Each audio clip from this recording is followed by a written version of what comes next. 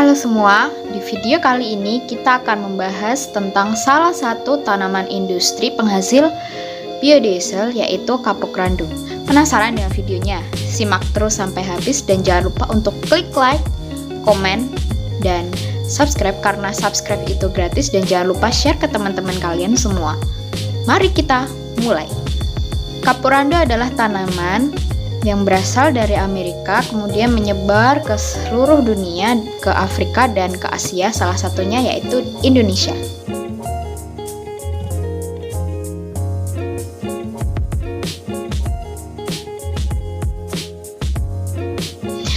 Syarat tumbuh tanaman kapuk randu ini antara lain membutuhkan musim kering yang panjang karena menentukan saat berbunga dan pembuahan. Kemudian yang kedua, curah hujannya harus kurang dari 100 mm, tidak boleh lebih dari 4 bulan. Kemudian, kapuk randu ditanam di dataran rendah, yakni 0 sampai 900 mdpl. Selanjutnya, kita akan membahas tentang budidaya tanaman kapuk randu. Yang pertama adalah pembibitan. Bibit kapuk randu tumbuh dari biji atau melalui stek. Bibit biasanya ditanam dengan jarak 20 x 20 cm dengan 3 biji per lubang. Setelah 1 bulan diambil satu tanaman yang paling baik. Jika sudah berumur 1 tahun, bibit biasanya dipindah ke persemaian. Biasanya tingginya sudah mencapai 1 meter. Kemudian kita masuk ke pemeliharaan kapuk randu. Pada dasarnya, tanaman ini hanya memerlukan sedikit pemeliharaan. Pemangkasan tidak dilakukan, hanya menyingkirkan dahan-dahan yang sudah mati. Selain itu, kita juga perlu mencegah adanya pertumbuhan dari alang-alang, karena itu nanti akan mengganggu tanaman kapuk randu dalam hal mencari air dan unsur hara, karena adanya persaingan.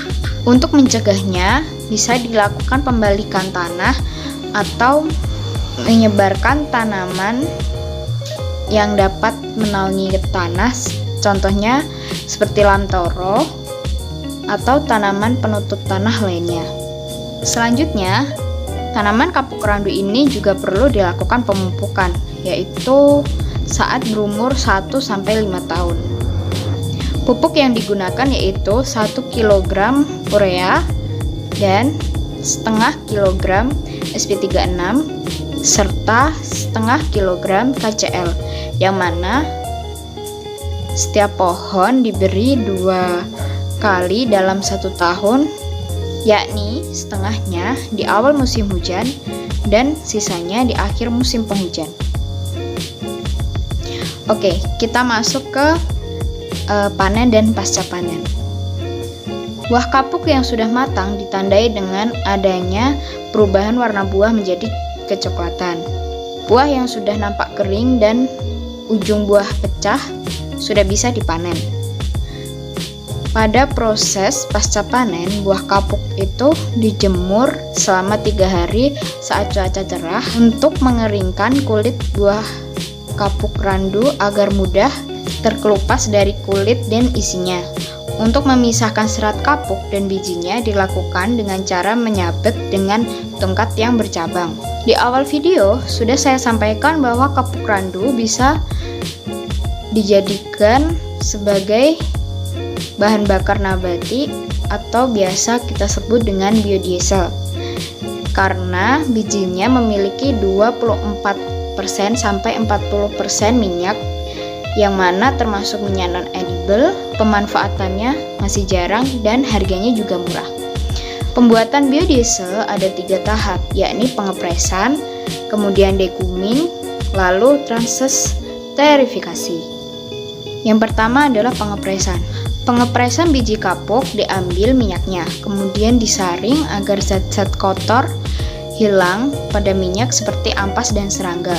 Kemudian yang kedua adalah deguming, yakni memisahkan kotoran minyak seperti getah dan lendir pada minyaknya. Yang ketiga adalah proses transesterifikasi. esterifikasi yaitu pembentukan biodiesel dan gliserol dari trigliserida dan metanol.